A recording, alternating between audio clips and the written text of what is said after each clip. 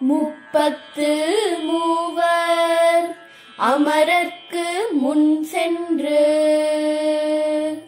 கப்பம் தவிர்க்கும் கலியே துயிலழாய் செப்பமுடையாய் திரளுடையாய் செற்றார்க்கு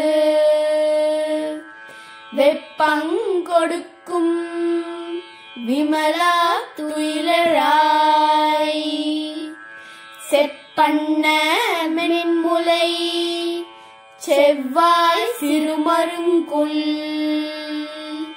நப்பின்னை நங்காய் திருவே துயிலழாய் ஊக்கமும் தட்டொலியும் தந்து உன் மணாளனை